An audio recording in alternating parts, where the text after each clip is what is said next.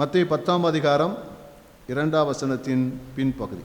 அந்த 12 அப்போஸ்தலருடைய நாமங்களாவன: முந்தினவன் பேதுரு என்னப்பட்ட சீமோன். ஆண்டு சோதரம் உண்டாவதா.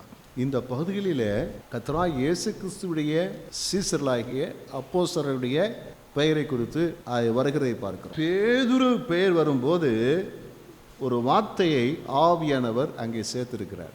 முந்தினவன் பேதுரு. ஆங்கிலத்தில் ஃபர்ஸ்ட் அப்படின்னு சொல்லியிருக்கிறது. 12 அப்போஸ்தலர் இருந்தாலும் ஏராளமான சீசர்கள் இயேசுக்கு இருந்தாலும், ஆனால் முதலாம் இடத்தை பிடித்தவன் யார் என்றால் பேதுரு. பேதுரு இந்த அப்போஸ்தலர்களிலே பிரதான அப்போஸ்தலன் என்று அழைக்கப்பட்டவர். பவுல் சொல்றார், இந்த பிரதான அப்போஸ்தலர்களில் நான் ஒன்றும் குறைந்தவன் அல்ல அப்படி சொல்றார். சபையின் தூணாக எண்ணப்பட்ட கேபா என்று அவரை குறித்து சொல்லப்பட்டிருக்கிறது பார்க்கிறோம். அப்போ பேதுருவை ஆவியானவர் அப்படி முன்னிறுத்தி இருக்கிறார். முதலாவது முத்தினவன், முதலாவது முதன்மையானவன் என்ற நிலைகளிலே அவனை கொண்டு வந்து நிறுத்துவதை குறித்து பார்க்கிறோம். நம்முடைய வாழ்க்கையில் நாமும் இவ்விதமாக தேவனுக்கு முன்பதாக நாம் முதலாம் இடத்தை நாம் பிடிக்கிறவர்களாக இருக்க வேண்டும். எப்படி பேதுரு சகல சிஷ்யர்களுக்குள்ளேயும் சகல அப்போஸ்தலர்களுக்குள்ளேயும் மிக உயர்ந்த இடத்தை அவர் பிடித்தாரோ, சிறந்த இடத்தை பிடித்தாரோ, முதன்மையான இடத்தை பிடித்தாரோ, அதே போல நாம் முதன்மையானவர்களாக இருக்க வேண்டும். கர்த்தருக்கு ஸ்தோத்திரம் உண்டாவதாக. நம்முடைய வாழ்க்கையில் எதுவுமே தானாக நடப்பதில்லை. வேதம் அழகாய் சொல்லுகிறது. ரோமர் 8ஆம் அதிகாரம் 28 முதல் 30 வசனங்கள். அன்றியும் அவருடைய தீர்மானத்தின்படி அழைக்கப்பட்டவர்களாய் தேவனிடத்தில் அன்பு கூறுகிறவர்களுக்கு சகலமும் நன்மைக்கு ஏதுவாக நடக்கிறதென்று அறிந்திருக்கிறோம். தம்முடைய குமாரன் அநேக சகோதரருக்குள்ளே முதற் பேரானவராய் இருக்கும் பொருட்டு தேவன் எவர்களை முன்னறிந்தாரோ அவர்களை தமது குமாரனுடைய சாயலுக்கு ஒப்பாய் இருப்பதற்கு முன் குறித்திருக்கிறார். எவர்களை முன் குறித்தாரோ அவர்களை அழைத்தும் இருக்கிறார். எவர்களை அழைத்தாரோ அவர்களை நீதிமான்கள் ஆக்கியும் இருக்கிறார். எவர்களை நீதிமான்கள் ஆக்கினாரோ அவர்களை மகிமைப்படுத்தியும் இருக்கிறார். அல்லேலூயா. கர்த்தருக்கு ஸ்தோத்திரம் உண்டாவதாக. தேவன் ஒவ்வொரு மனிதர்களை குறித்தும் ஒவ்வொரு சீசர்களை குறித்தும் ஆண்டவர் முன்னறிந்திருக்கிறார். எதேச்சையாக நாம் ஆண்டவரை ஏற்றுக்கொண்டு வந்ததல்ல, நம்மை முன்னறிந்திருக்கிறார். அல்லேலூயா. எப்போ முன்னறிந்தாரோ தெரியாது. ஒருவேளை உலகம் உருவாக்கப்படுவதற்கு மனுக்குலம் உண்டாக்கப்படுவதற்கு முன்பதாகவே தேவன் நம்ம நினைச்சிருக்கலாம், முன்னறிந்திருக்கலாம். அது மாத்திரமல்ல, முன் குறித்திருக்கிறார். அப்போ இந்த நிலைக்கு வருவதற்கு ஆண்டவர் பேதுருவை முன்னறிந்தார், முன் குறித்தார். காலங்கள் வந்தபோது அழைத்தார்.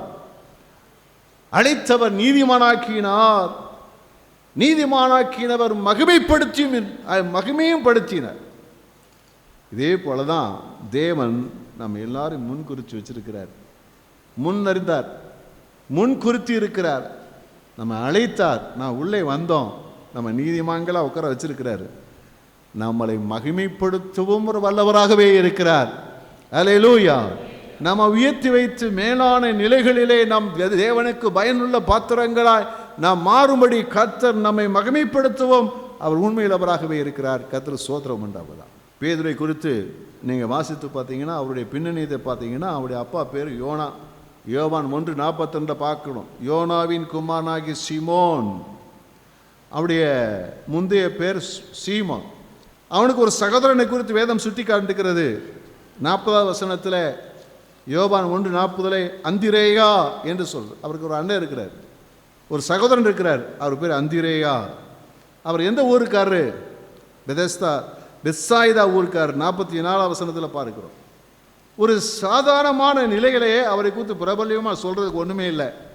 அவளை குறித்து சொல்லணும்னா ஒரு காரியம் சொல்லலாம். என்ன சொல்லலாம்னா அப்போஸ்தலர் 4:13 வாசிக்கிறோம். பேதுருவும் யோவானும் பேசுகிற தைரியத்தை அவர்கள் கண்டு அவர்கள் படிப்பறியாதவர்கள் என்றும் பேதமை உள்ளவர்கள் என்றும் அறிந்தபடியினால் கை நாட்டம். பேதுரு யாரு? படிப்பறிவு இல்லாதவர், உலக அறிவு இல்லாதவர், உலக ஞானம் இல்லாதவர் என்று ஆவியானவர் அழகாக எழுதி வச்சிருக்கிறார். ஒரு எளிமையான பின்னணி என்று அவருக்கு. அதே சமயம் இன்றைக்கு அநேகர் சொல்லுகிறார்கள் தாங்கள் விசேஷமானவர்கள் சொல்லி. ஆனால் யார் சொல்லுகிறார்கள்? தாங்கள் திருமணம் செய்யாததினாலே விசேஷமானவர்கள் சொல்கிறார்கள். ஆனால் இந்த முதல் இடத்தை பிடிக்கிற இந்த பவுலை குறித்து, இந்த பேதுரை குறித்து வேதம் அழகாய் சொல்லுகிறது. 1 கொரிந்தியர் 9:5 அதை பவுல் அழகாய் குறிப்பிடுகிறார். மற்ற அப்போஸ்தலரும் கர்த்தருடைய சகோதரரும் கேபாவும் செய்கிறது போல, கேபா என்று சொல்லப்படுகிற இந்த பேதுரு செய்கிறது போல, மனைவியாகிய ஒரு சகோதரியை கூட்டிக் கொண்டு திரிய எங்களுக்கு பொண்டாட்டியை கூட்டிட்டு போறதுக்கு, எனக்கு ஒரு பொண்டாட்டி வச்சு கூட்டிட்டு போறதுக்கு எனக்கு அதிகாரம் இல்லையா அப்படி கேட்கிறார். அப்போ அவர் ஊழியத்துக்கு போகும்போது யாரோட போயிருக்கிறாரு?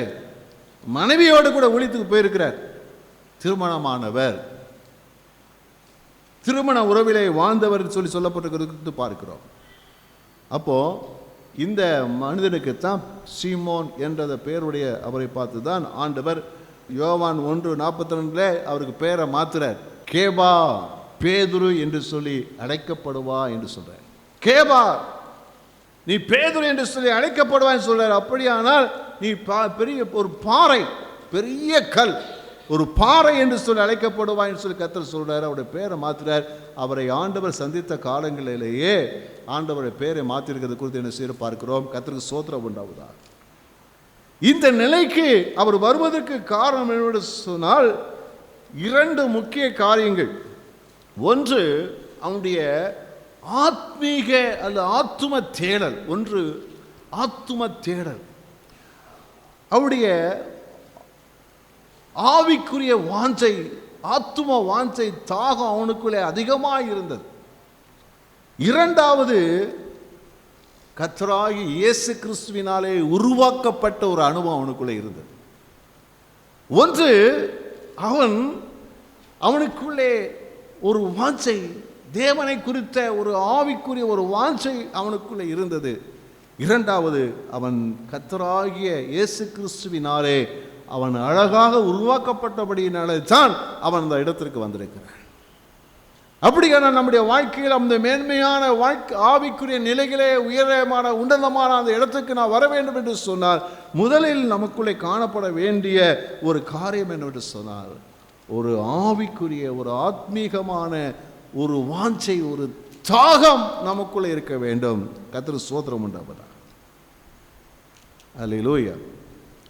நாம் அப்படிப்பட்ட ஒரு தாகம் இருக்குமானால், அந்த வாஞ்சி இருக்குமானால், அது தேவனிடத்திலே நம்மை கொண்டு போய் சேர்த்து நம்மை அற்புதமான ஒரு வாழ்க்கைக்குள்ளே நம்மை நடத்தும். யோவான் 1 40வது வசனத்திலிருந்து 42வது வசனத்தின் முன் பகுதி வரைக்கும் நான் வாசிக்கலாம். யோவான் சொன்னதை கேட்டு அவருக்கு பின் சென்ற 2 பேரில் ஒருவன் சீமோன் பேதுருவின் சகோதரனாகிய அந்திரேயா என்பவன். அவன் முதலாவது தன் சகோதரனாகிய சீமோனை கண்டு, சீமோனை பார்த்து சொல்றாரு, மேசியாவை கண்டோம் என்று சொன்னான். மேசியாவை கண்டோம். மேசியா என்பதற்கு கிறிஸ்து என்று அர்த்தமாம். பின்பு அவனை இயேசுவினிடத்தில் கூட்டிக் கொண்டு வந்தான். அல்லேலூயா. கைவத்தி நல்ல அல்லேலூயா சொல்லுவோமா? இதுவரைக்கும் அவன் யாருடைய சிஷ்யனாக இருக்கிறான்? யோவானுடைய சிஷ்யனாக இருக்கிறான். யோவான் சொல்றாரு, இவதான்ப்பா அடிக்கப்பட்ட ஆட்டுக்குட்டி, தேவ ஆட்டுக்குட்டி. உடனே அவருடைய சீசர் 2 பேரும் அவங்க பின்னாடி போறாங்க. அந்திரேயா பின்னாடி போறார், போய் இயேசு பின்னாடி போறார். அவர் இருக்கிறதுல இருக்கிறார். அவரை பார்க்குறாரு. பார்த்துட்டு தான் வீட்டுக்கு வந்து தன்னுடைய சகோதரனை பார்த்து சொல்றாரு, மேசியாவை கண்டோம், மேசியாவை கண்டோம்.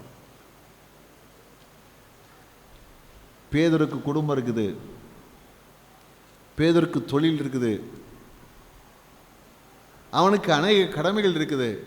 ஆனாலும் சொன்ன மாத்திரத்திலேயே அந்த மேசியாவை தேடி உடன் சென்று விட்டதை குறித்து என்ன செய்கிறோம் பார்க்கிறோம். அப்போ எப்படி அவனால் போக முடியுது என்று சொன்னால், அவனுக்குள்ளே ஒரு ஆழமான ஒரு தேடுதல் இருந்தது. ஒரு தேடுதல் இருந்த ஒரு தேடுதல், ஒரு வாஞ்சை, ஒரு தாகம் அவனுக்குள்ளே இருந்தது. எல்லா மனிதர்களுக்குள்ளே ஒரு தாகம் இருக்கிறது, ஒரு தாகம் இருக்கிறது, ஒரு தாகம். அந்த தாகம் நிவர்த்தி செய்யக்கூடிய ஒரே ஒரு நபர் யார் என்றால் கர்த்தராகிய இயேசு கிறிஸ்து மாத்திரமே. ஒருவன் தாகமாயிருந்தால் என்னிடத்தில் வரக்கடவன் சொல்றாரே, அவர் ஒருவரே நம்முடைய ஆத்தும தாகத்தை தீர்க்கக்கூடியவர். மனிதர்கள் இந்த ஆத்தும தாகத்தினாலே, அந்த ஆத்தும தாகத்தினாலே, அந்த தேடல் மூலமாக பல இடங்களிலே அலைந்து திரிகிறார்கள். அங்கே போனா கடவுளை பார்த்துடலாமா, இங்கே போனால் கடவுளை பார்த்துடலாமா, அதை செய்தால் கடவுளை பார்த்துடலாமா, அப்படி இருந்தால் கடவுளை பார்த்துடலாமா, அவரோடு ஐக்கியப்பட்டுடலாமான்னு சொல்லி தேடல்கள் இருக்குது. பலவிதமான தங்களுக்கு விருப்பமான வழிபாடுகளை செய்து அவர்கள் தேடுகிறார்கள். ஆனால் தேடியும் கண்டுபிடிக்கிறார்கள். ஆனால் உண்மையாகவே அந்த மெய்தேவனை அறிய வேண்டும், உண்மையாகவே அந்த மெய்தேவனோட உறவை ஏற்படுத்திக் கொள்ள வேண்டும், அவரால் உண்டாகிற நன்மைகளை பெற்றுக்கொள்ள வேண்டும், மறுமையின் வாழ்க்கையை பெற்றுக்கொள்ள வேண்டும் என்றதான யார் ஒருவருக்கு உண்மையான தேடுதல் இருக்குதோ அவர்கள் சரியாக கர்த்தராகிய இயேசு கிறிஸ்துவ இடத்திலே கொண்டு வரப்படுவார்கள். அல்லேலூயா, கர்த்தருக்கு ஸ்தோத்திரம் உண்டாவது. நீங்களும் நானும் அதுக்கு சாட்சிகளாக இருக்கிறோம். நமக்குள்ள ஒரு ஆவிக்குரிய ஒரு தேடல் இருந்தது, ஒரு ஆன்மீக தேடல் இருந்தது. அந்த தேடல் நம்மை பல வழிகளில் கொண்டு போனது. ஆனால் உண்மையான தேடல் இருக்கும்போது யாரோ ஒருவர் நமக்கு இயேசுவிடத்திலே அவர்களை அழைத்து கொண்டு வந்தார்கள். அப்படித்தான் அந்திரேயா பேதுருவை அழைத்து கொண்டு வந்தார். கர்த்தருக்கு ஸ்தோத்திரம் உண்டாவதாக. தேவன் இந்த நாட்களிலே ஆண்டவரிடத்தில் வருவதற்கு அநேகரை பயன்படுத்துகிறார். அநேகரை கர்த்தர் பயன்படுத்துகிறார். ஒரு வேளை நாம் குடும்பத்தை சேர்ந்தவர்களாக இருக்கலாம், நண்பர்களாக இருக்கலாம், உறவினர்களாக இருக்கலாம், அல்லது வேலை ஸ்தலத்தில் உள்ளவர்களாக இருக்கலாம், அல்லது அக்கம் பக்கத்தில் உள்ளவர்களாக இருக்கலாம், அல்லது யாராவது ஒருவராலே கர்த்தர் வழிநடத்தப்பட்டு அவர் நம்மை தேடி வந்து நம்மை கிறிஸ்துவிடத்திலே நடத்தக்கூடியவர்களாக இருக்கலாம். கர்த்தருக்கு ஸ்தோத்திரம் உண்டாவதாக. அப்போ அந்த ஆத்தும தேடல் அது கர்த்தராகிய இயேசு கிறிஸ்துவுக்குள்ளே அவரை கொண்டு வந்து விட்டது. நல்லா விளங்கிக் கொள்ளுங்க. இதே போல அந்த ஆத்தும தேடல் உள்ளவர்கள் நிறைய பேர் இருக்கிறாங்க, ஏகப்பட்ட பேர் இருக்கிறாங்க. அவர்களை சரியான விதத்திலே இயேசுவிடத்திலே கொண்டு வந்து சேர்க்கக்கூடியதான ஒரு பெரிய பணி யாருக்கு இருக்குன்னு சொன்னா நம்மை போன்ற ஆட்களுக்கு தான் இருக்கு. அன்றைக்கு அந்திரேயா பேதுருவை இயேசுவிடத்திலே கூட்டி கொண்டு வராவிட்டால் கற்பனை பண்ணி பாருங்க, கற்பனை பண்ண முடியாது. அழைத்து கொண்டு வந்தான். வந்ததினாலே அவர் அநேக அனுபவங்களுக்குள்ளே கடந்து சென்று அந்த அப்போஸ்தலருக்கு முதன்மையான இடத்தை அவன் பிடித்து விட்டதை குறித்து நம்ம பார்க்கிறோம். கர்த்தருக்கு ஸ்தோத்திரம் உண்டாவதாக. நம்மாலும் கொண்டு வரப்படக்கூடிய அநேக ஆத்துமாக்கள் கிறிஸ்துவுக்குள் மிகப்பெரிய அளவிலே அவர்கள் வளர்ந்து பெருகி அநேருக்கு ஆசீர்வாதமாக இருக்கத்தக்கதான நிலையிலே கர்த்தர் நம்மையும் பயன்படுத்த வல்லவராக இருக்கிறார். அல்லேலூயா, கர்த்தருக்கு ஸ்தோத்திரம் உண்டாவதாக. அப்ப இப்படிப்பட்டதான ஆத்தும தேடலோடு இயேசுவிடத்திலே வந்தபோது யாருக்கும் இல்லாத ஒரு விசேஷமான வெளிப்பாடு, திட்டமான ஒரு வெளிப்பாடு அவனுக்குள்ள இருந்தது. திட்டமான அசைக்க முடியாத ஒரு வெளிப்பாடு கர்த்தராகிய இயேசு கிறிஸ்துவை குறித்து அவனுக்கு இருந்ததை நாங்கள் பார்க்க முடியும். இயேசுவானவர் ஒரு நாள் தம்முடைய சீஷர்களையும் பார்த்து கேட்கிறார், ஜனங்கள் என்னை குறித்து என்ன சொல்லுகிறார்கள்? அந்த வசனத்தை வாசிக்கலாமா? மத்தேயுல 16ஆம் அதிகாரம் 13 முதல் 16 வசனங்கள். பின்பு இயேசு பிலிப்பி செசரியாவின் திசைகளில் வந்தபோது தம்முடைய சீஷரை நோக்கி, மனுஷகுமாரனாகிய என்னை ஜனங்கள் யார் என்று சொல்லுகிறார்கள் என்று கேட்டார். என்று சொல்லுகிறார்கள். அதற்கு அவர்கள், சிலர் உம்மை யோவான் ஸ்நானன் என்றும், சிலர் எலியா என்றும், வேறு சிலர் எரேமியா அல்லது தீர்க்கதரிசிகளில் ஒருவர் என்றும் சொல்லுகிறார்கள் என்றார்கள். அப்பொழுது அவர், நீங்கள் என்னை யார் என்று சொல்லுகிறீர்கள் என்று கேட்டார். அந்த 12 அப்போஸ்தலரை பார்த்து கேட்குறாரு, ஊழியத்துக்கு போகிறோமே வர்றோமே, ஜனங்கள் அநேக அற்புதத்தை பெற்றுக்கொள்கிறாங்களே, என்னை குறித்து என்னப்பா அவங்களுக்கு தெரியும், என்னை குறித்து எப்படி எண்ணி வைத்திருக்கிறாங்க, புரிஞ்சு வச்சிருக்கிறாங்க. இப்போ ஜனங்களுக்குள்ள இயேசுவை குறித்ததான சரியான வெளிப்பாடு கிடையாது. ஒரு கூட்டம் சொல்லுது, யோவான் ஸ்நானகன் அந்த ஒட்டக மயிர் உடையை உடுத்தி வெட்டுக்கையும் காட்டுத்தனையும் ஆகாரமாய் புசித்து காடுகளிலே வனாந்திரத்திலே அவர் வாழ்ந்து கொண்டிருந்தாரே, அவர் தான் அந்த இயேசு அப்படின்னு சொன்னாங்க. சிலர் ஒவ்வொரு தீர்க்கதரிசி பேரையாக சொல்லி, இந்த தீர்க்கதரிசி அந்த தீர்க்கதரிசி இந்த தீர்க்கதரிசி சொன்னாங்க. யாரோ ஒரு தீர்க்கதரிசி அப்படி தான் சொன்னாங்க. அவங்களுடைய அறிவு என்ன சொன்னார், தீர்க்கதரிசிகளில் ஒருவர் அப்படி தான் இருந்தது. அப்போ இயேசு கேட்குறாரு, எப்பா என் கூட இருக்கிறீங்களே, எங்கே போனாலும் கூட வர்றீங்களே, என்னோட சாப்பிட்றீங்களே, படுக்கிறீங்களே, எழுந்திருக்கீங்களே, என்னோட இருக்கிறீங்களே, நீங்கள் என்ன பற்றி என்னப்பா நினைக்கிறீங்க? வாசி. சீமோன் பேதுரு பிரதியுத்தரமாக, யாருமே சரியான பதில் சொல்லலை, ஆனால் ஒருத்தர் தான் தெளிவான பதில் சொல்லுகிறார். நம்ம பேதுரு தான் சொல்றார். பக்கத்தில் நம்ம பேதுரு தான் சொல்றார். நம்ம பேதுரு தான் சொல்றார், நீர் ஜீவனுள்ள தேவனுடைய குமாரனாகிய கிறிஸ்து என்றான். ஜீவனுள்ள தேவனுடைய குமாரனாகிய கிறிஸ்து. ஹல்லேலூயா! என்ன அற்புதமான, அவர் ஒருத்தர் தான் தெளிவா சொல்றாரு, நீ ஜீவனுள்ள தேவனுடைய குமாரனாகிய கிறிஸ்து. இயேசு ஆச்சரியப்படுறாரு. அடுத்து என்ன சொல்ற, வாசிங்க. இயேசு அவனை நோக்கி, யோனாவின் குமாரனாகிய சீமோனே, நீ பாக்கியவான். நீ யாரு? கொடுத்து வச்சவன்ப்பா, ஆசீர்வதிக்கப்பட்டவன்ப்பா. மாம்சமும் ரத்தமும் இதை உனக்கு வெளிப்படுத்தவில்லை. இது யார் உனக்கு சொல்லி தரல? உங்க அண்ணன் சொல்லி தரல, அம்மா சொல்லி தரல, அப்பா சொல்லி தரல, மற்றவங்க சொல்லி தரல. யார் சொல்லி தந்தது? பரலோகத்தில் இருக்கிற என் பிதா இதை உனக்கு வெளிப்படுத்தினார். பரலோகத்தில் இருக்கிற என் பிதா இதை உனக்கு வெளிப்படுத்தி இருக்கிறார்.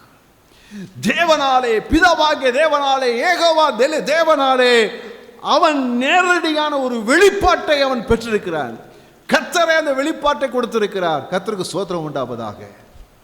என்ன அற்புதமான ஒரு காரியம் பாருங்க. அவனுடைய தேடல், ஆன்மீக தேடல், உண்மையான தேடல், அங்கே தேவனை தேடி வரும்போது, இயேசுவை தேடி வரும்போது அவரை கண்டுபிடித்தது, இவர்தான் ஜீவனுள்ள தேவனுடைய குமாரனாகிய கிறிஸ்து இயேசு.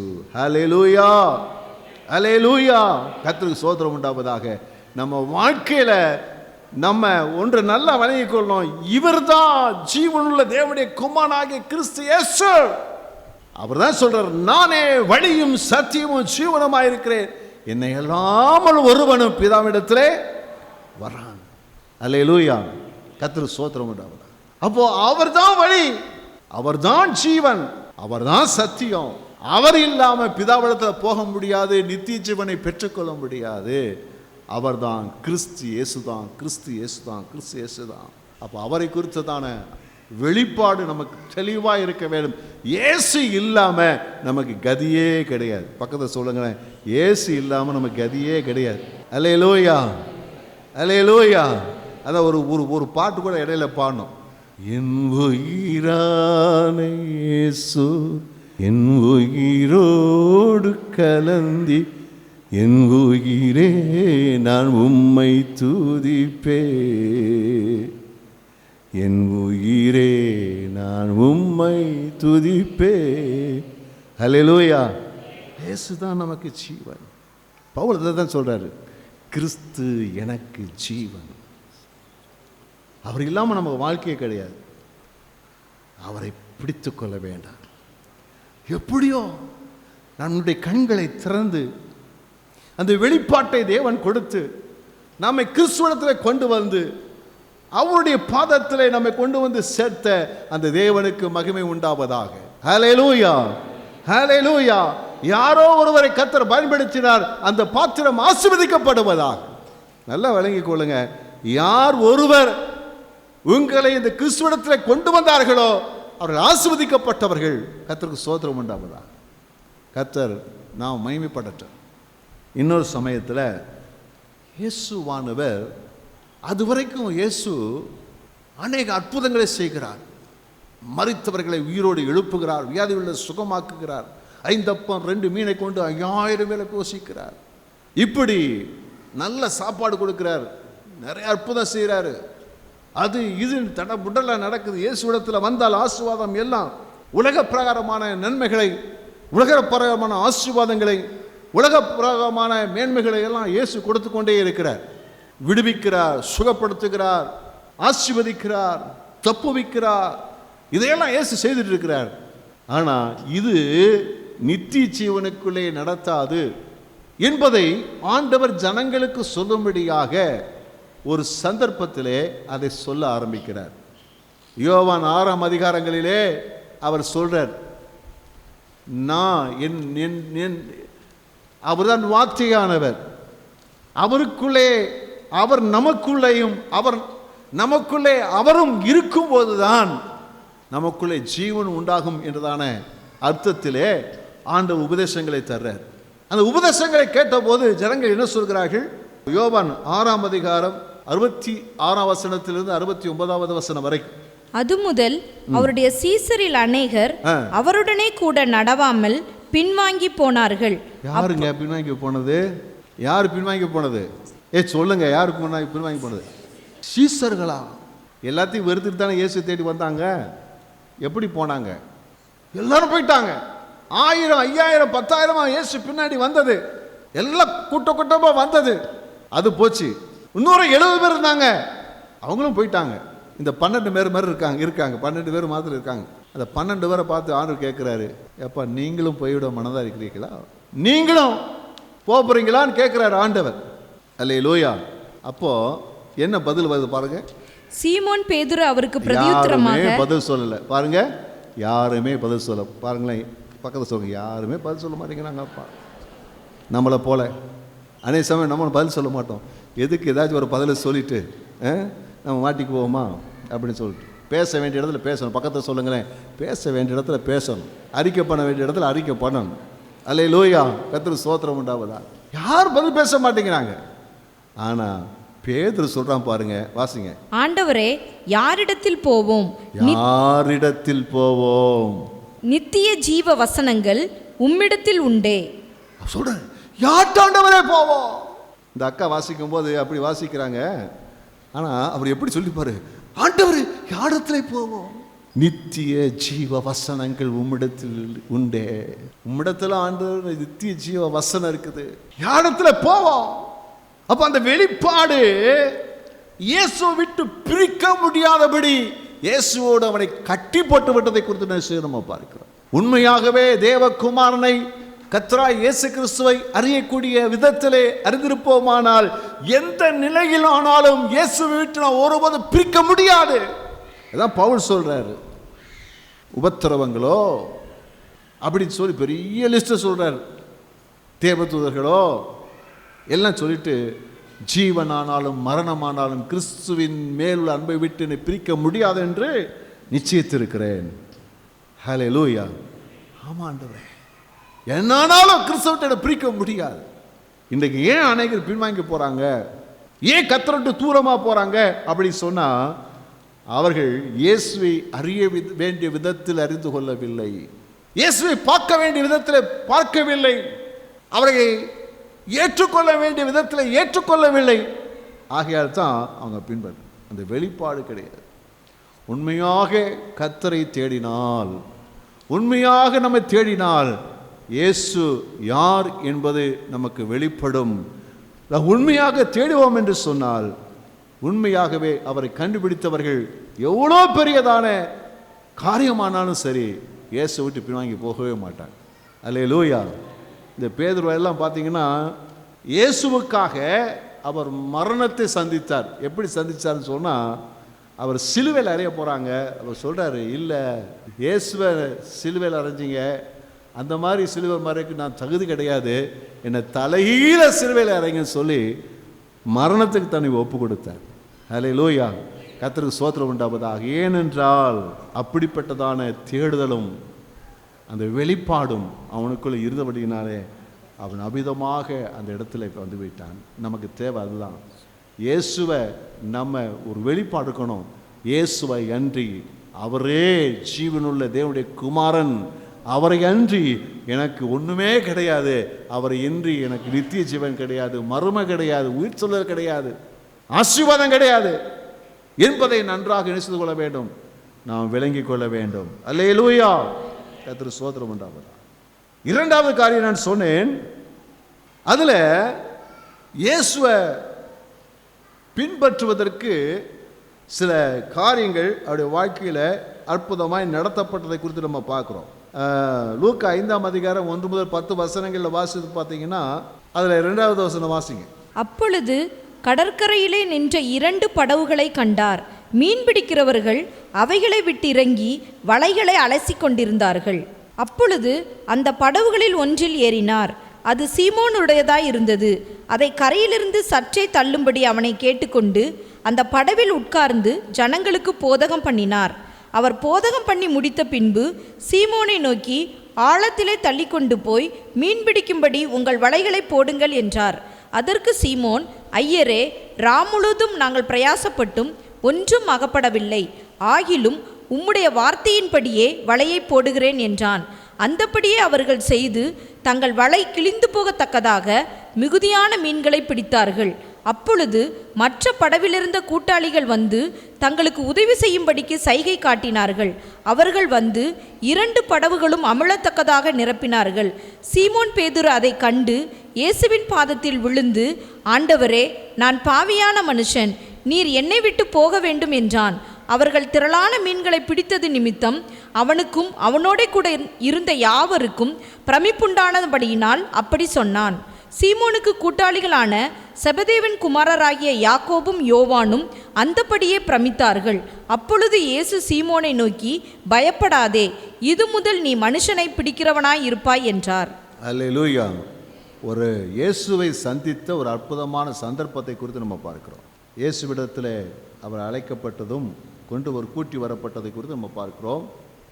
இயேசுவை அறியக்கூடிய ஒரு சந்தர்ப்பம். அடுத்து இயேசுவை எப்படி பின்பற்றினார் என்பதை குறித்து இங்கே சொல்லப்பட்டிருக்கிறார். ஒரு முறை அவர் இந்த தன்னுடைய தொழிலை அவர் செய்து மீன் பிடிக்க போய் இரவெல்லாம் பிரயாசப்பட்டு ஒரு மீன் கூட கிடைக்கல. வெறுமை, மனசோர்வு, ஒரு பக்கம் வேதனை, இதோடு அவர் தன்னுடைய வலைகளை அலசிட்டு இருக்கிறார். அலசிட்டு இருக்கும்போது இயேசு வந்து அவருடைய போட்டில் ஏறி உட்காரார். ஹல்லேலூயா. அப்போ என்ன செய்ய, கொஞ்சம் கரவரமாக தள்ளுப்பான்னு சொல்கிறார். உடனே தள்ளி அதை கொடுக்கறதை குறித்து என்ன செய்கிறோம் நம்ம பார்க்கணும். இதில் ஒன்று நம்ம பார்க்கணும், என்ன பார்க்கணும் சொன்னால், இவர் எப்படிப்பட்ட நிலையில் இருக்கிறார் என்றால், ஒன்று மன சோர்வு, அவருக்கு பயங்கரமான சோர்ந்து போயிருக்கிறார்.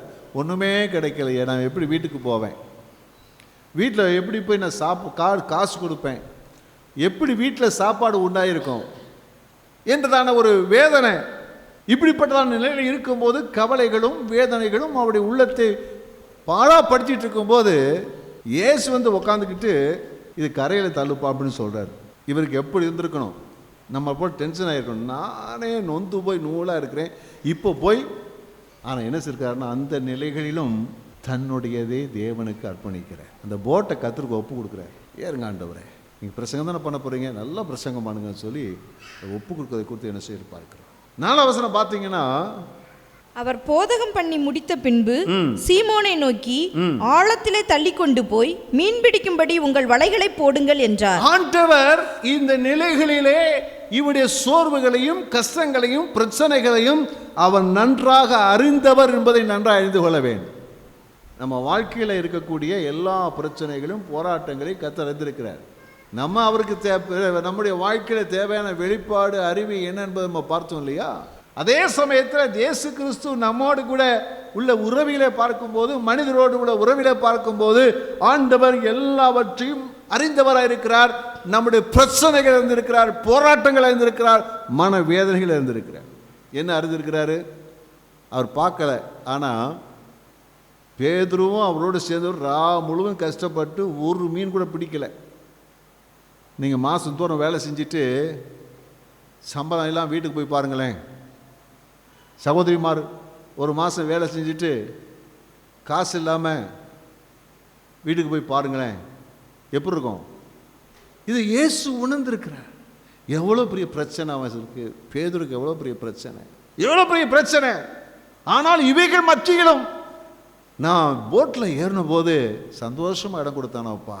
நான் பிரசங்கம் பண்ணுறதுக்கு தள்ளி அவள் சூழ்நிலையில் வந்து அவன் முகத்தை அவன் சுண்டாம சிரிச்ச முகத்தோடு வந்து எனக்கு உதவி செய்தானே. ராத்திரி மூலம் கஷ்டப்பட்டு ஒன்றுமே அவனுக்கு கிடைக்கலையே. ஹல்லேலூயா, கர்த்தருக்கு ஸ்தோத்திரம் உண்டாவதா. அப்போ ஆண்டவர் நம்முடைய பிரச்சனைகளை அறிந்து உதவி செய்யும்படியாக அந்த நேரத்தில் கர்த்தர் கிருபை செய்தார். ஆண்டவர் சொல்றாரு, ஆழத்தில் போய் என்ன செய், வலைய போடு. அவர் சொல்றாரு, ஆண்டவர் நாங்கள் பட்ட பாடு கொஞ்சம் நெச்சமாக ஒரு மீன் கிடைக்கல, ஒரு அயர மீன் கூட கிடைக்கல, நீங்கள் வந்து. ஆனாலும் தேவன் சொல்றதை கீழ்ப்படிஞ்சு போறார். ஆண்டவர் சொல்லிட்டார். அல்லேலூயா. பக்கத்தில் சொல்லுங்களேன், நம்ம பிடிக்குதோ பிடிக்கலையோ, புரியுதோ புரியலையோ, கர்த்தர் சொன்னால் செஞ்சிடறோம். நம்முடைய அனுபவம் சொல்லும், இது எப்படி நடக்கும், அது எப்படி நடக்கும், இது எப்படி நடக்கும். அதெல்லாம் நடக்க வாய்ப்பே கிடையாது. ஆனால் கர்த்தர் ஒன்றை சொன்னா அதை என்ன செய்யணும், நம்ம கீழ்ப்பிடித்து பார்த்தால் போறான். வலைய வீசுறான். வலையை இழுக்க முடியல, இழுக்க முடியல. அவ்வளவு அவ்வளவு அவ்வளவு அவ்வளவு திரளான மீன்கள் இழுக்க முடியல. பக்கத்து போட்டுக்காரெல்லாம் கூப்பிட்டு இழுத்துட்டு வர்றான். ஹல்லேலூயா, கர்த்தருக்கு ஸ்தோத்திரம் உண்டாவதா. ஒரு பிரமிப்படைகிறான். ஆண்டவரே, நான் பாவியான மனுஷன். அப்போ அவனுக்கு ஒரு பயம், ஒரு பிரமிப்பு. இது என்னடா. தேவன் நம் பிரச்சனை சந்திக்கும் போது அப்படித்தான் நமக்கு ஆண்டு உதவி செய்வார். பிரமிக்கத்தக்க விதத்தில் தேவன் நம்முடைய வாழ்க்கையில் அற்புதத்தை செய்வார். அல்லேலூயா. இது எப்படி நடந்துச்சு தெரியாது, ஆனால் நடக்கும். இது நம்முடைய ஆண்டவர். ஹல்லேலூயா. உதவி செய்கிறார். உதவி செய்யிட்டு இன்னொன்னு சொல்றாரு, அப்பா இது என்னுடைய சித்தம் அல்ல, உனக்கு வேறொரு திட்டத்தை வச்சிருக்கேன்னு சொல்றாரு. வாசிங்க. அப்பொழுது இயேசு சீமோனை நோக்கி, பயப்படாதே, இது முதல் நீ மனுஷரை பிடிக்கிறவனாய் இருப்பாய் என்றார். ஹல்லேலூயா. இப்ப பாரு, நான் உனக்கு சொன்னேன், சொன்ன இடத்துல போய் என்ன செய்த, வலைய போட்ட. பிரமிக்கத்தக்க அளவில் ஏராளம் மீன்கள் உனக்கு கிடைச்சது. உன் வாழ்க்கையில் இதுவரைக்கும் அப்படி நடந்ததே கிடையாது. இதை போல உனக்கு வேற ஒரு பணியை நான் வச்சிருக்கிறேன்ப்பா. என்ன பணினா, மனுஷர்களை பிடிக்கக்கூடிய ஒரு வேலையை வச்சிருக்கிறேன். திரளான மீன்கள் என்ன செய்ய போகுது, உன் வலையிலிருந்து விழப்போகுது. கரங்களை தட்டி கர்த்தரை மகிமைப்படுத்துவோமா? அல்லேலூயா, கர்த்தருக்கு ஸ்தோத்திரம் உண்டாவதா. இந்த நாளில் கர்த்தர் நமக்கு அப்படிப்பட்ட பணியை வச்சிருக்கிறார். 1000 வேலைகள் நமக்கு இருந்தாலும் அந்த வேலைகள் மத்தியில் நம்மை குறித்து பிரதான தேவ திட்டம் என்னன்னு சொன்னால் மீன்களை பிடித்தல். ஹல்லேலூயா, ஹல்லேலூயா. மீன்களை பிடிக்கிறது போல மனுஷர்களை பிடித்தல். ஹல்லேலூயா. ஆத்துமாவையும் செய்தல். இதுதான் தேவன் நமக்கு வச்சிருக்கிற பெரிய. அது உடனே நடக்கலை. ஆனால் அதுக்கு முன்னாடி கர்த்தர் அவனை உருவாக்க வேண்டியது இருந்தது. உருவாக்க வேண்டியிருந்தது. கர்த்தர் அவனை உருவாக்கினார். தேவனை உருவாக்கினார். கர்த்தரை அவனை உருவாக்கினார். கர்த்தருக்கு ஸ்தோத்திரம் உண்டாவதா. அப்போ நம்முடைய வாழ்க்கையிலே தேவன் உருவாக்குவது வெளி பிரகாரமான காரியங்களை கர்த்தர் உருவாக்குறது அல்ல. உள்ளான மனுஷனிலே கர்த்தர் ஒரு உருவாக்குதலை, ஒரு மாற்றத்தை தேவன் தருகிறவராக இருக்கிறார். அல்லேலூயா. அது எப்படிலாம் உருவாக்குனாங்கிறத சில சந்தர்ப்பங்கள் மூலமாக நாங்கள் பார்க்கலாம். மத்தேயு 17ஆம் அதிகாரம் 24 முதல் 27 வசனங்கள். அவர்கள் கப்பர்நகுமில் வந்தபோது வரிப்பணம் வாங்குகிறவர்கள் பேதுருவினிடத்தில் வந்து, உங்கள் போதகர் வரிப்பணம் செலுத்துகிறது இல்லையா என்று கேட்டார்கள். செலுத்துகிறார் என்றான். அவன் வீட்டிற்குள் வந்தபோது அவன் பேசுகிறதற்கு முன்னமே இயேசு அவனை நோக்கி, சீமோனே, உனக்கு எப்படி தோன்றுகிறது? பூமியின் ராஜாக்கள் தீர்வையும் வரியையும் தங்கள் பிள்ளைகளிடத்திலோ அந்நியரிடத்திலோ யாரிடத்தில் வாங்குகிறார்கள் என்று கேட்டார். அதற்கு பேதுரு, அந்நியரிடத்தில் வாங்குகிறார்கள் என்றான். இயேசு அவனை நோக்கி, அப்படியானால் பிள்ளைகள் அதை செலுத்த வேண்டுவதில்லையே.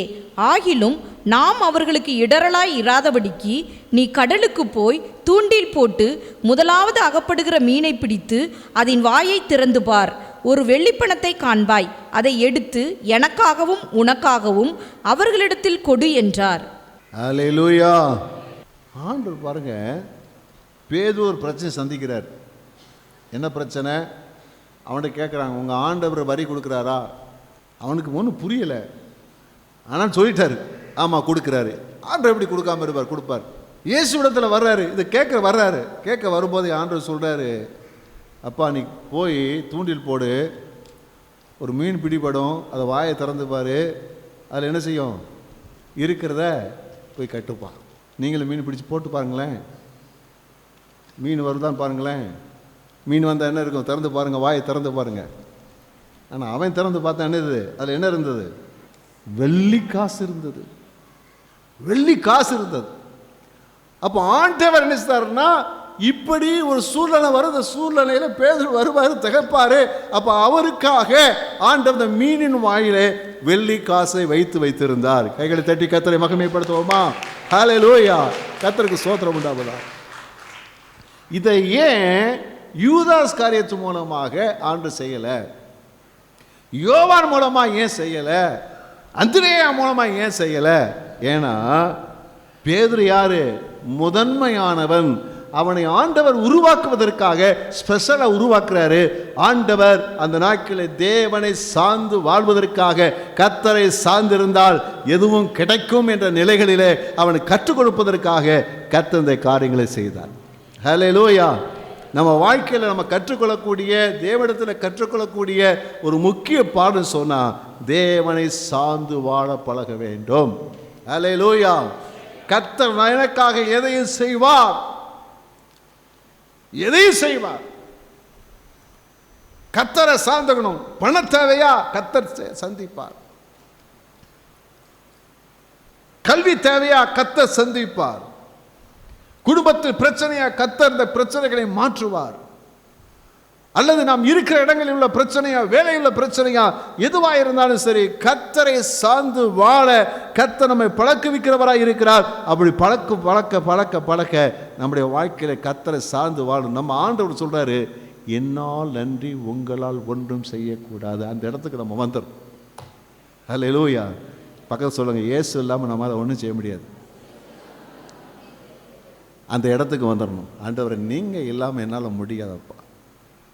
அந்த இடத்துல வந்துட்டீங்கன்னா அதுதான் தேவன் நம்ம உருவாக்குகிற முதல் இடம்.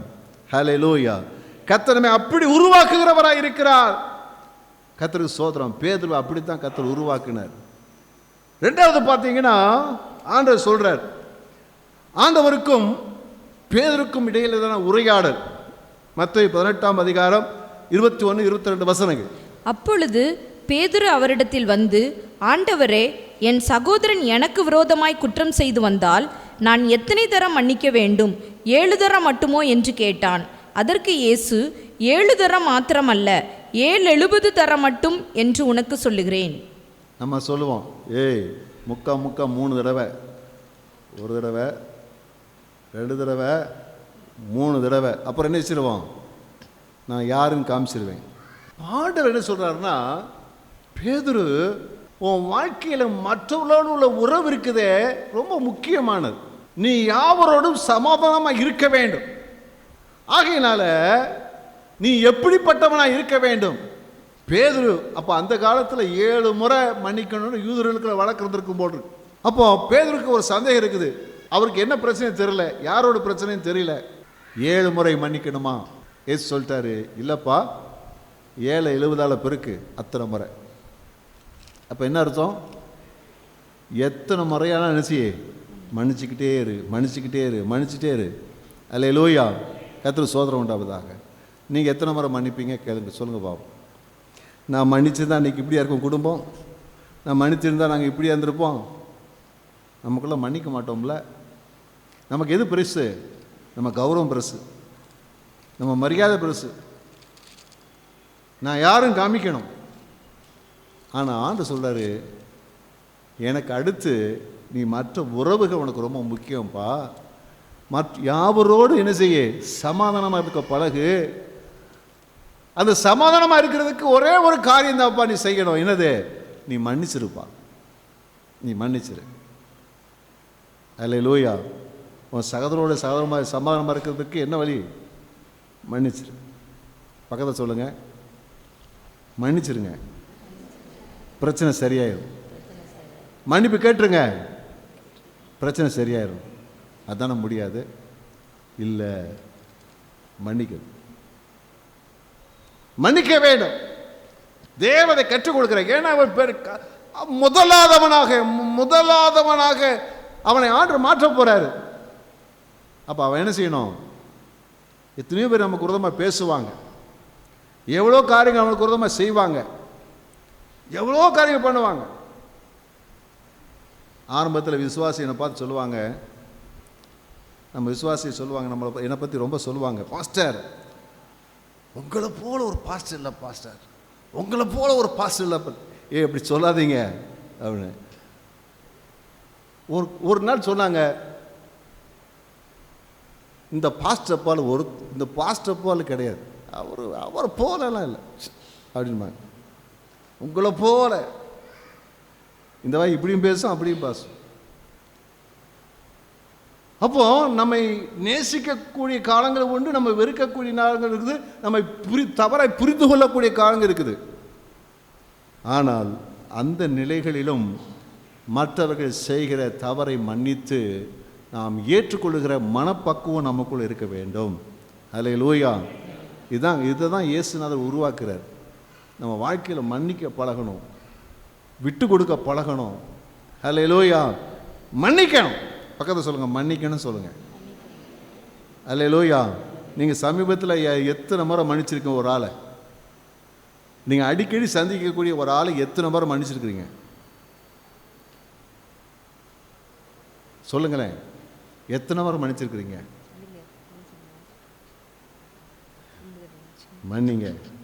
மன்னிங்க.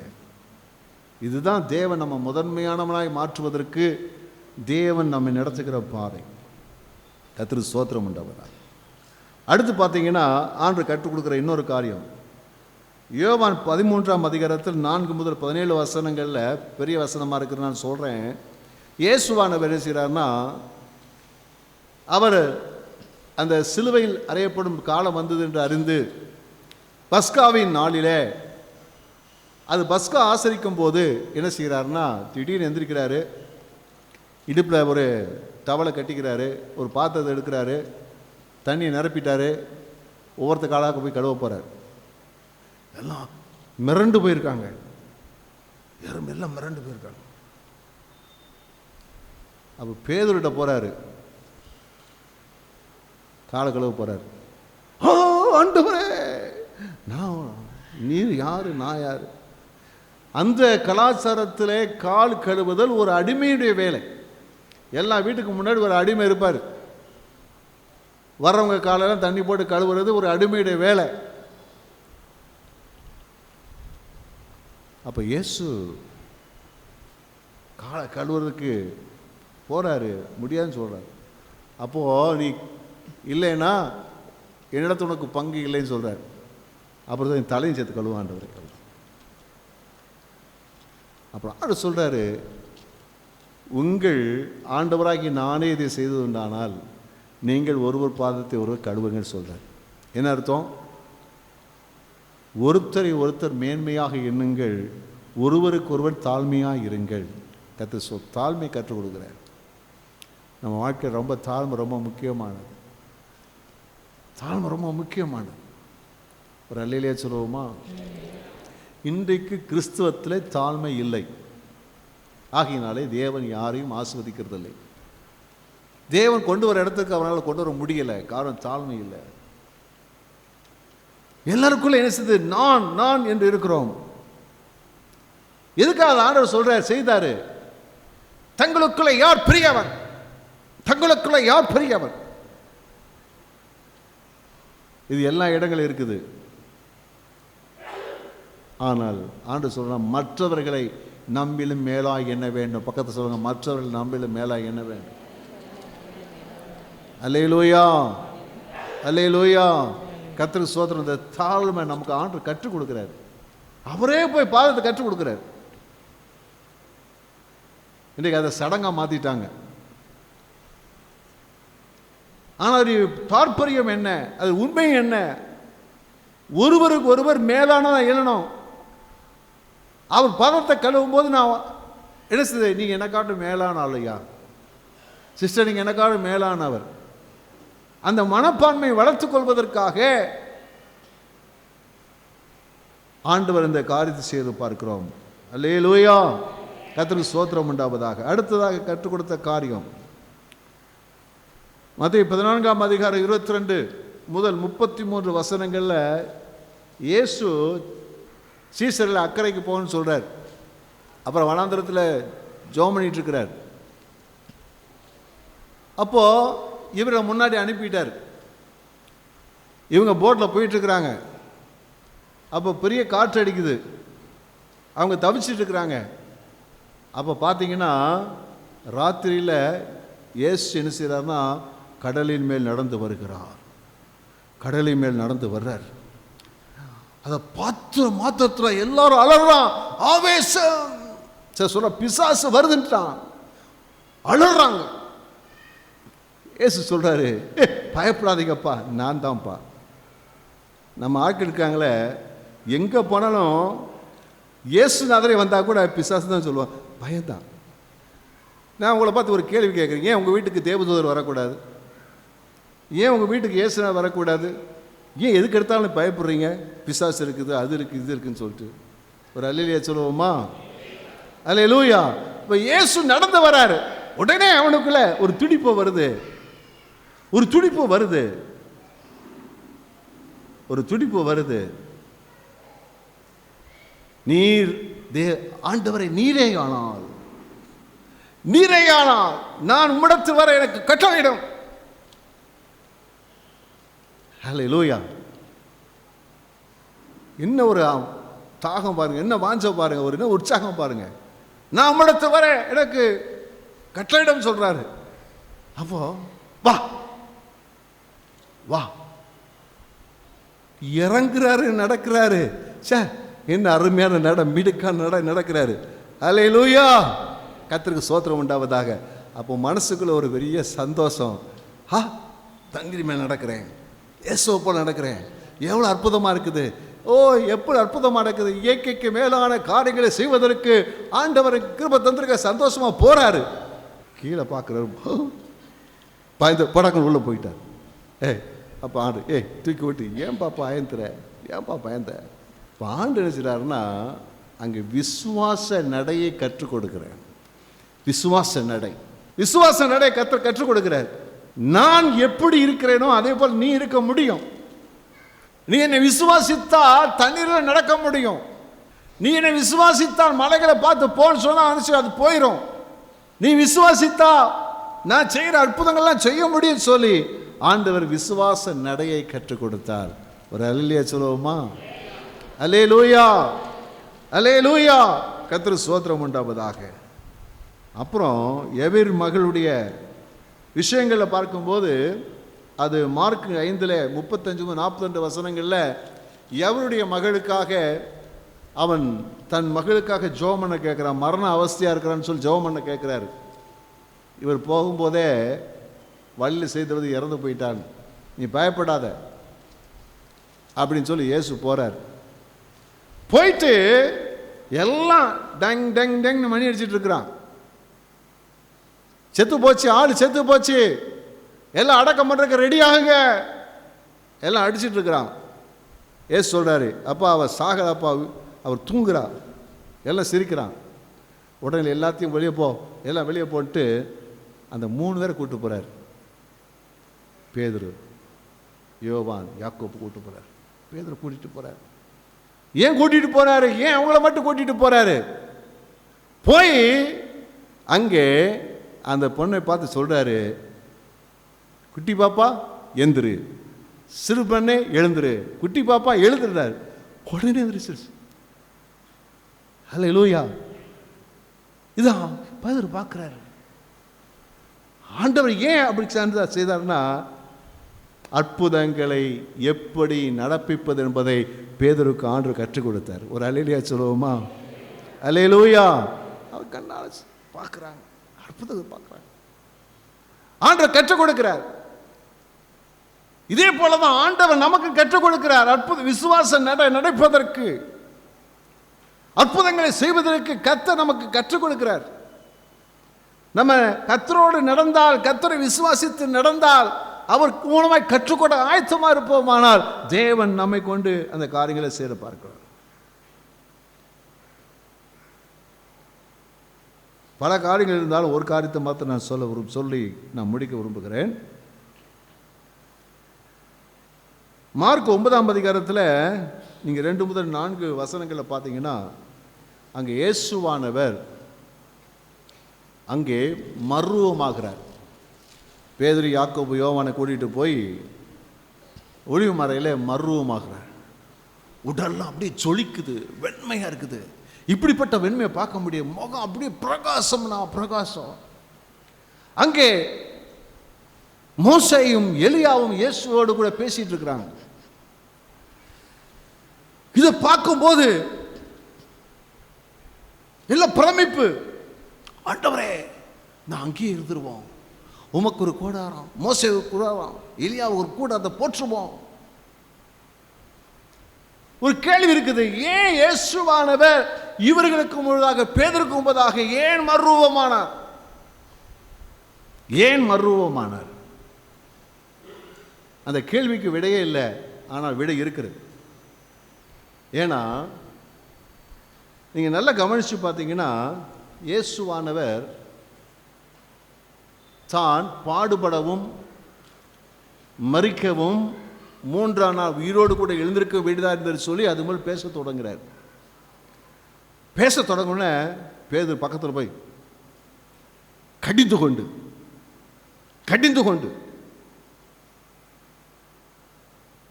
உனக்கு அப்படி சம்பவிக்கக்கூடாது, உனக்கு அப்படி சம்பவிக்கக்கூடாது.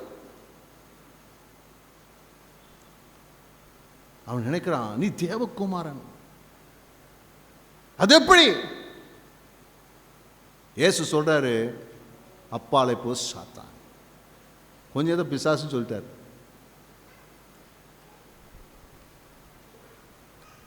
இதனால தான் ஆண்டவன் பிதாவாகிய தேவன் சொல்றாருன்னா, ஒரு அற்புதமான பாடத்தை இங்கே கற்றுக் கொடுக்கிறார்.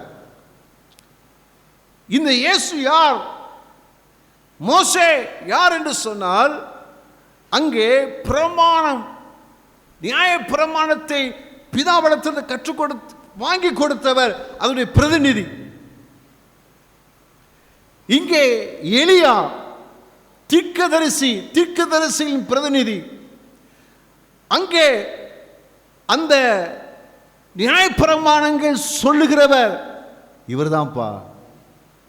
இந்த தீர்க்கதரிசிகள் சொன்ன தீர்க்கதரிசனம் இருக்குதே, அவரும் இவர்தான்ப்பா அப்படின்னு காமிச்சிட்டு ஒரு சத்தம் கேட்குது. பிதா பேசுகிறாரு, இவர் என் நேசகுமாரன், இவருக்கு செவி கொடுங்கள். இவர் என் நேசகுமாரன், இவருக்கு செவி கொடுங்கள். ஹல்லேலூயா.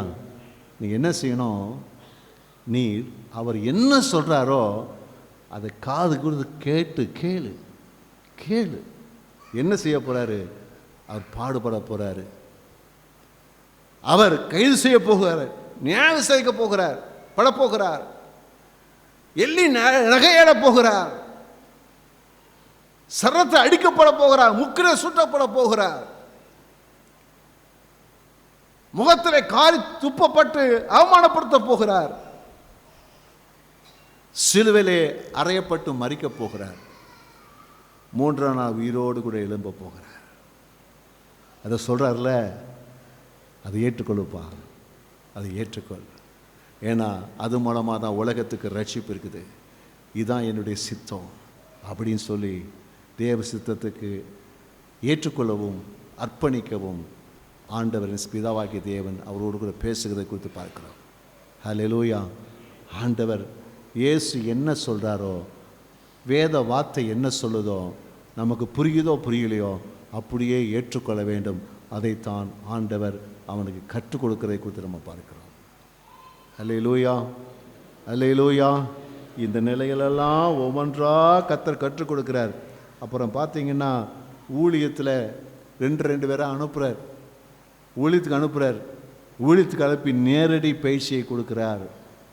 அடுத்தபடியாக இயேசு உயிர்த்தெழுந்ததுக்கு முன்பதாக மரித்து உயிர்த்தெழுந்ததுக்கு முன்பதாக அவர்கள் எல்லாம் பின்மாறி போகிறாங்க. பேதுரு முதல் ஆளாக போயிட்டான், மீன் பிடிக்க போகிறேன். ஆண்டு என்ன செய்கிறார்னா அங்கேயும் வந்து உருவாக்குறார், வர்றார், வந்து அவனுக்கு சுட மீன் அப்பமும் மீனும் கொடுத்து அவனுக்கு சாப்பாடை கொடுத்து அவனை பேசி தைரியப்படுத்தி உற்சாகப்படுத்தி அவன் மனசோர்வுகளை அகற்றி மறுபடியுமாக அவனை பழைய நிலைக்கு கொண்டு வருகிறார். அல்லேலூயா.